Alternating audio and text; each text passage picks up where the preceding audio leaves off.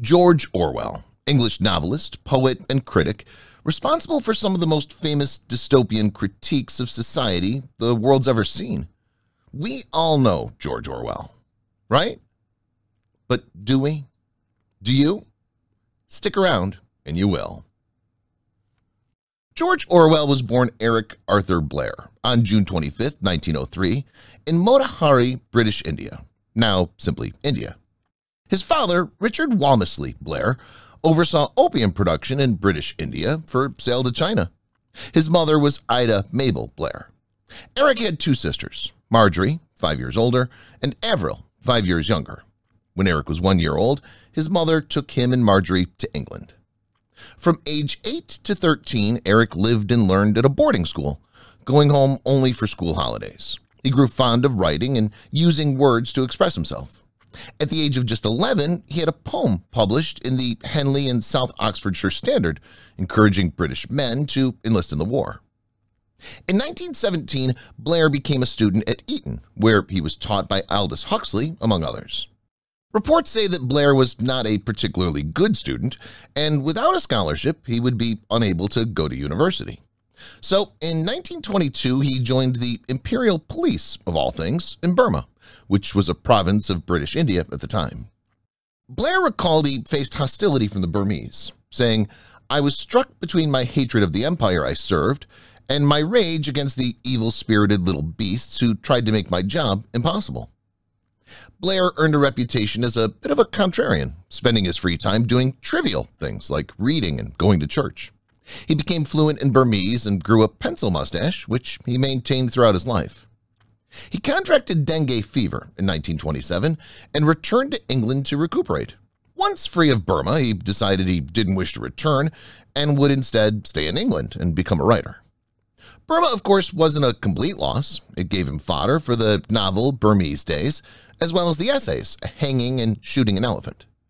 In London, Blair got advice from a friend, Ruth Pitter, to write about what you know, a fairly standard bit of advice for would-be writers, but Eric decided that he wanted to know things that would be of more interest. So he took regular trips to poorer parts of the city to engage with more interesting people, if you will.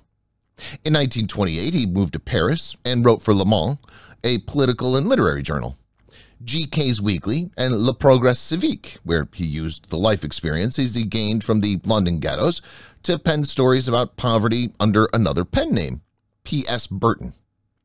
A year later, he moved back to London, fell in love with a woman named Brenda Salkeld, proposed, got rejected, licked his wounds, and moved on with life. But stayed lifelong friends with Salkeld, by the way. He held a completely respectable job as a tutor, as Eric Blair, of course. And when he wasn't educating, he went back to learning, exploring the lives of the down and out under the name Burton. December 1931, Eric Blair deliberately got arrested so he could experience Christmas in prison, but they let him go after 2 days in a drunk tank. In April of 1932, Blair, who had barely passed high school himself, got a job teaching at the Hawthorns High School, a school for boys. He continued to work on his writing in August of that year. An essay he penned called Clink, detailing his failed attempt at being imprisoned, was published. As he pushed forward with his book, Down and Out in Paris and London, which detailed his exploits as P.S. Burton, he had wanted to publish the book under that name to save his family the embarrassment of it being known that their son lived as a tramp. He also suggested other pseudonyms, Kenneth Miles, H. Lewis Always, or the name you all know, George Orwell. Down and Out in Paris and London by George Orwell was moderately well received, but didn't help him in getting Burmese Days published, at least not in Europe. Orwell began to work on A Clergyman's Daughter, followed by Keep the Aspidistra Flying. In early 1935, Orwell met Eileen O'Shaughnessy, his future wife. He also began to write for the New English Weekly. Okay, so it's 1936 now. A friend of Orwell suggests he investigate social issues in northern England. Orwell sets out on foot and public transport, eventually arriving in Wigan between Manchester and Liverpool. In Wigan, he visited many homes to see how people lived, took detailed notes of housing conditions and wages earned, went down Bryn Hall coal mine and used the local public library to consult public health records and reports on working conditions in mines. He also attended meetings of the Communist Party. Of that came the book The Road to Wigan Pier. A side effect was that he landed himself on a list and was placed under surveillance by the Special Branch, a counterterrorism unit of the London Metropolitan Police. That surveillance lasted for 12 years. On June 9, 1936, Orwell and Eileen O'Shaughnessy married. He then did what every new husband wishes to do and fled to Spain to join the Spanish Civil War to fight against fascism, or for common decency, as another man put it. Orwell was shot in the throat by a sniper. Amazingly, he survived, but he was no longer fit for service. He and his wife, who had followed him to Spain, returned to England. Meanwhile, back in Spain, they were charged in absentia with high treason for being rabid Trotskyists. And things weren't a ton better in England either. His left-leaning views on the Spanish Civil War weren't shared by the majority of his countrymen, and this led to his writings being rejected out of hand. And at the same time, the communists were attacking him because they felt he wasn't friendly to their cause either. So Orwell basically said, screw it, I'll start a farm. Well, not quite a farm, but he did get some goats, a rooster, and a dog, and he started writing Homage to Catalonia, his account of the Spanish Civil War. The next bit is almost too good to be true. At the outbreak of the Second World War, Orwell's wife, Eileen, got a job in London at the Ministry of Information, at the censorship department. George, meanwhile, tried to enlist. Whether due to his health or his perceived political views, they said, thanks, but no thanks. So he wrote reviews for plays, books, and films for a variety of publications, and he joined the Home Guard, essentially a citizens' militia. In 1940, he first worked for the BBC as a producer on their Indian section.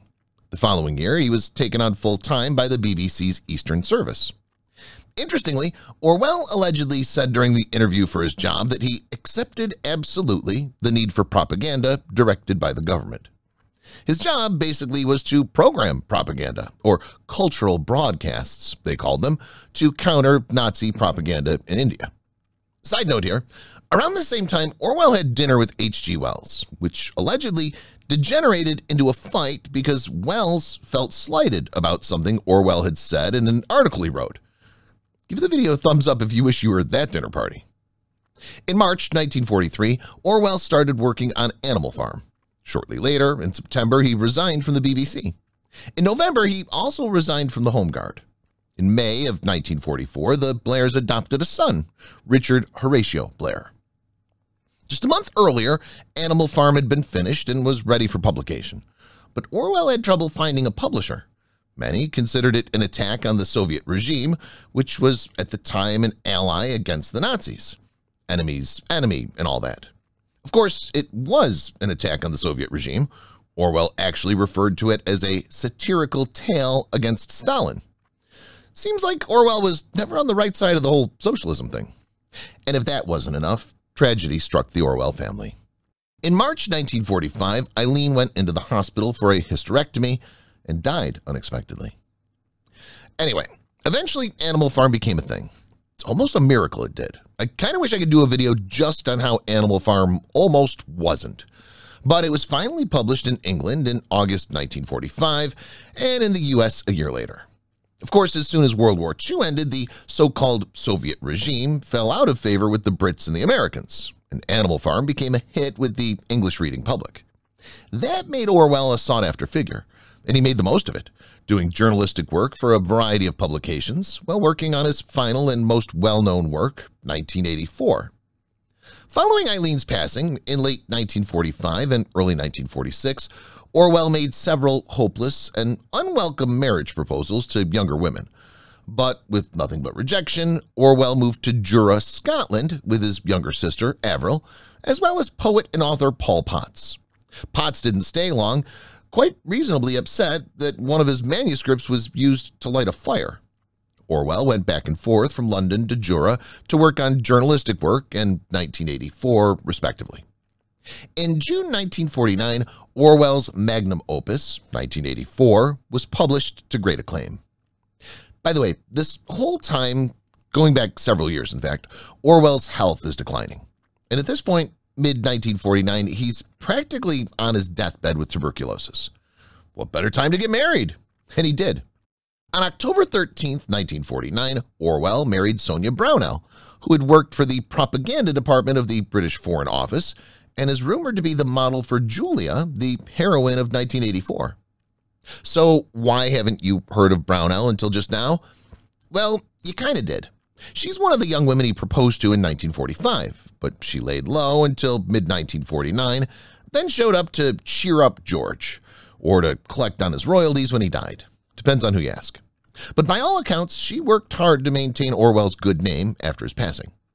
And that passing didn't take long. In fact, just 3 months after the wedding, on the morning of January 21st, 1950, George Orwell died of a burst artery in his lungs at the age of 46.